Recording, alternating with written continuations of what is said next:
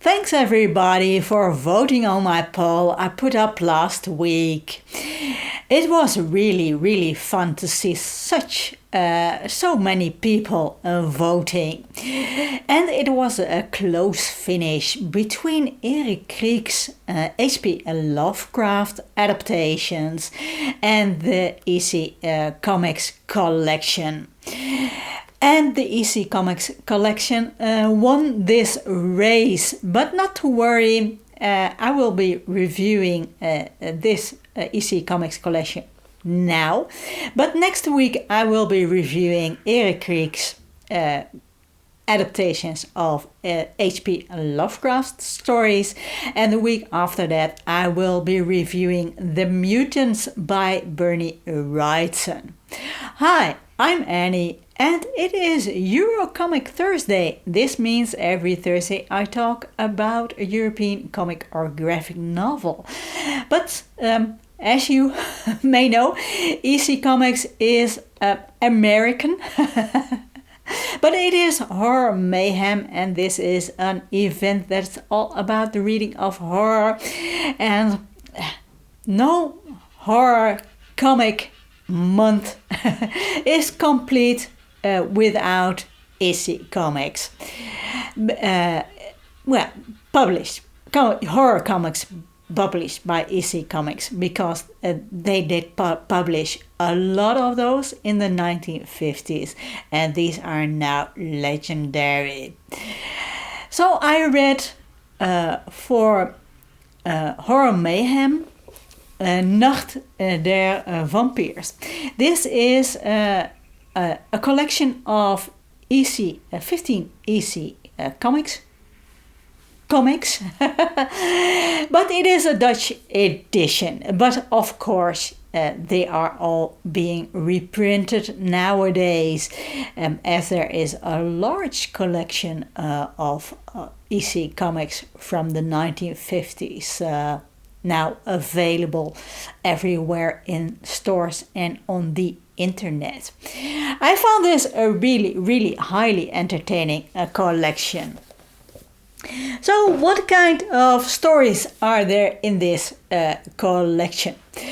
There's this edition starts out with An Eye for an Eye, with artwork by Angelo Torres, and this comic was made in 1955, but was back then never published. And as is this, there is an introduction, a text in this collection, and that states that this was the first time that this story was ever published, and that was, I think, back in 1973.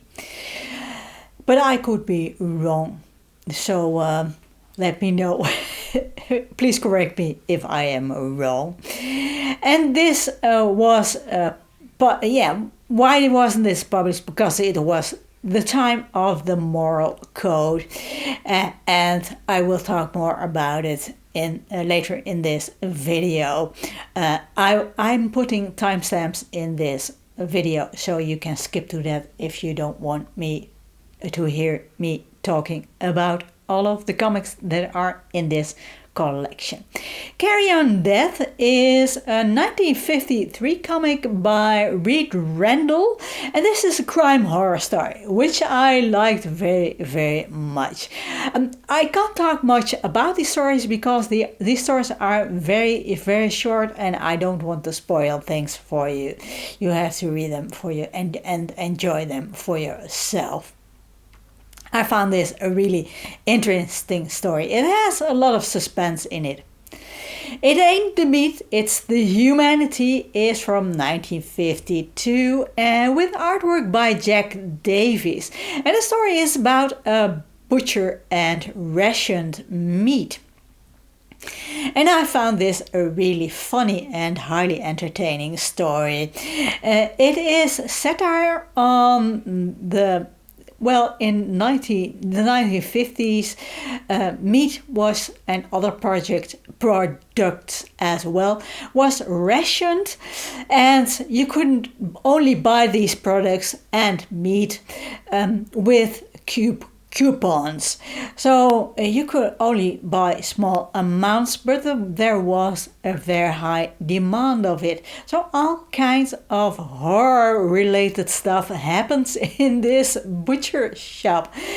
The illustrations are a bit cartoonish, but this fits the humor in this story very, very, very well.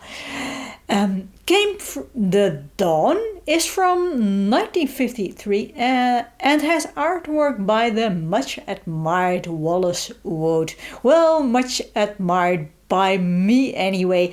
I think he is one of the greatest American comic book artists that ever lived, or anyway of his time, and I hope you agree with me. I think his illustrations are just absolutely wonderful, and this was a solid story as well. Pipe Dream is from 1954 and has artwork by as you notice, this isn't in chronological order published, but this has artwork by Bernard Kriegstein. It's again a solid story. I enjoyed it anyway, and the drawings are excellent, also excellent. And the story can be seen as some sort of a warning against drug use. Midnight Mess is from 1953 with artwork by Joe Orlando. Again, solid story, an entertaining story about a man visiting his sister. And in the town where she lives, all kinds of dark and horror stuff is going on. A highly entertaining story. Horror Wee House Bayou is from 1953 with artwork by Graham Ingalls.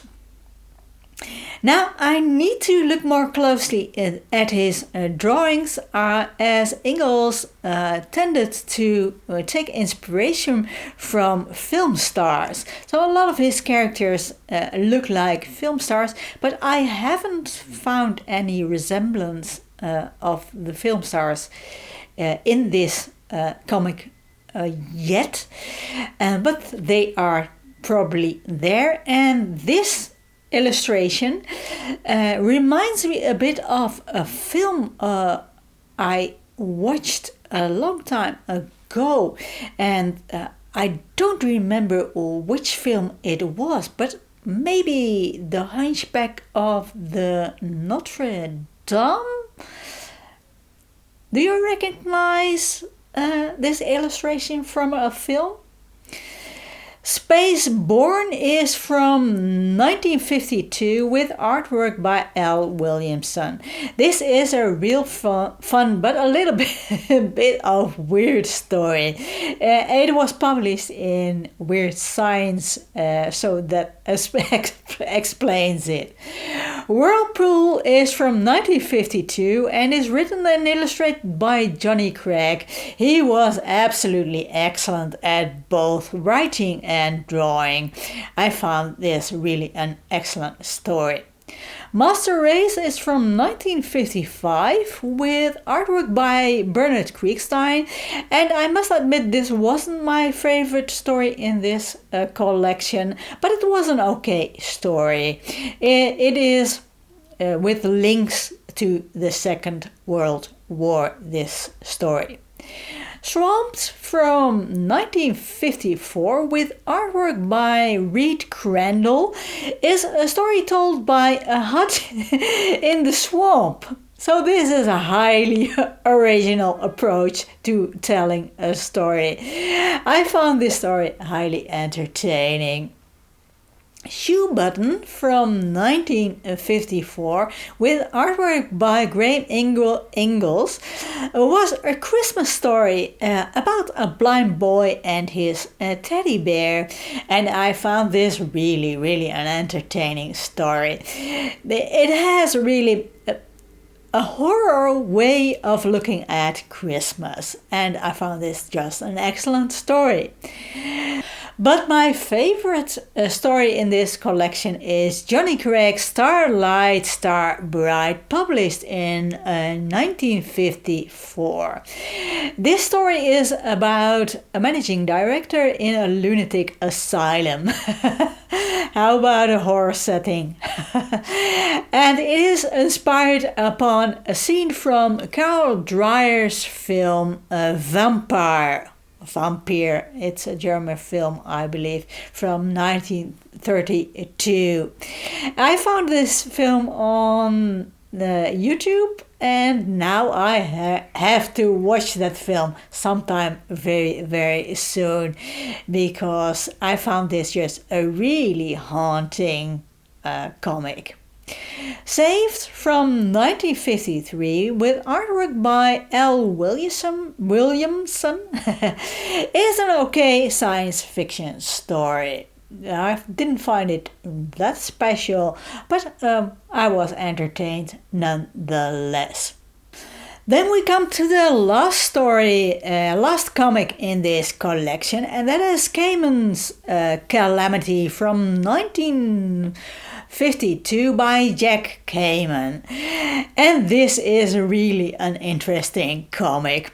It's about how Cayman was the illustrator at EC Comics, how Cayman had some problems adapting to drawing horror comics. And this is just based, loosely based on a true concept, true story.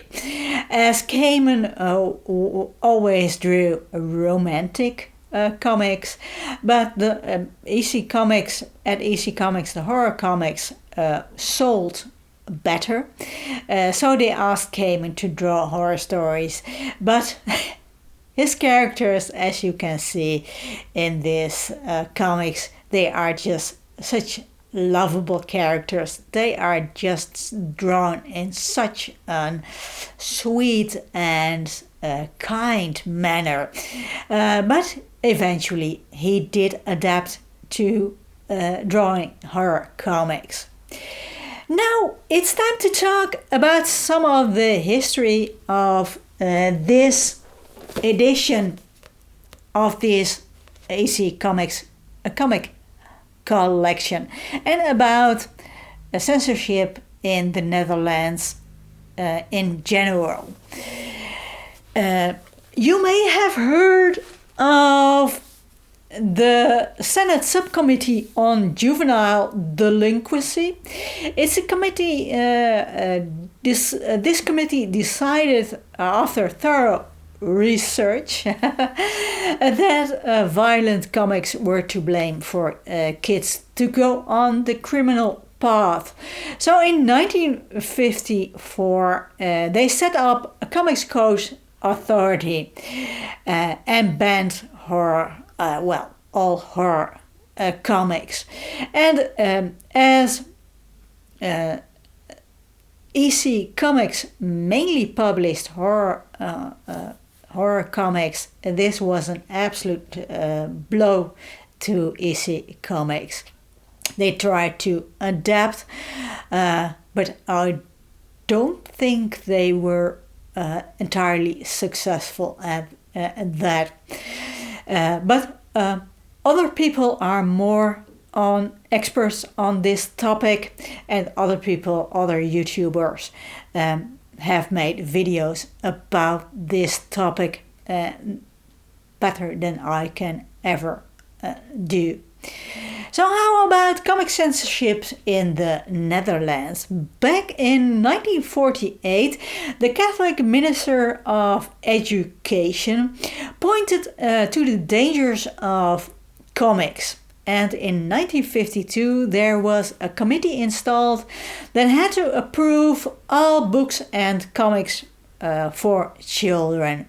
This led to a self-censorship by the people who wrote these kinds of books and comics and drew these comics, but also the publishers did censor books and comics. Some of the comics were forbidden, like the EC comics, horror comics. The main motivation for this censorship was to protect children against sex and violence. But there were also religious, political, and moralistic motives. Comics were seen as depraved in general and as a threat to traditional values. So there was the censorship. But this also led to an underground comics scene, and these radicals published whatever they wanted. But the real underground revolt was back in the 1970s. Yes, in the 1970s we still had censorship. And Nacht der Vampires was published back in 1973, and this was also a forbidden comic book collection. So how about censorship in the Netherlands nowadays? Well, there is a lot less of it. There is no censorship committee anymore, but there is self-regulation. But much more is possible nowadays. But even now and then there is discussion what is acceptable in comics and books for children. So people talk about it if there is something published that people aren't really appreciative of, or what is more too extreme, which is not really acceptable. But from what I can tell from collecting European comics for many years, that there isn't much that comic book writers can't write about, and what comic book artists can't draw. The only thing I sometimes notice is that some shops have special areas for children. These are comics that don't have lots of graphic violence and sex in them, and there are shops who have special areas that are only for adults. But these for adults, you have to think of the comics that have a lot of graphic sex in it, and not so much a lot of violence. Somehow it's more acceptable to have lots of violence than there is a lot of love making. This is really strange to me. But yeah, maybe that's me. Still, I think it's up to the parents to decide what their children can and cannot read, instead of some committee banning books in general for preventing publishing books altogether because they have some sort of opinion. I think if parents decide that these children can read comics with lots of violence and sex in it, then it is up to the parents, because if these parents talk about these things in the children, like they talk about how you can't just go out and kill people as some comic book hero does in a comic, and they explain how sexual things work and what can't be done to the children, then it is up to the parents to do that. Not that I think that graphic violence and extreme graphic violence and graphic sex in comics are suitable for very young children, I must admit.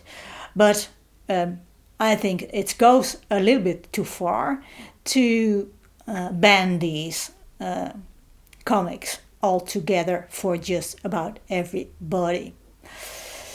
And for me, censorship, personally, the word censorship leaves a bad mouth in my a bad taste in my mouth, as back in the when the Germans invaded the Netherlands at the start of World War II. The first thing they did was have censorship installed. So I feel really a strong opinion. I have a strong opinion to censorship. Just because of it. I never lived in the Second World War, but both my parents lived through the Second World War and had personal experiences with things going on. Not that they were Jewish people or anything, but mainly my dad. He saw things that no child should have seen. But that is an entirely different story. Now, I've talked a long time in this video. As you may have noticed, I've put in timestamps so you can jump around in this video. Now I'm curious, do you like these longer videos? I've enjoyed myself tremendously researching this topic and talking more about EC Comics and censorship in the Netherlands. I had a tremendous fun. I'm curious, would you like to see more long-form videos like this one, related to books and comics? Let me know in the comments because, well, I'd like to know. As always, thanks for watching.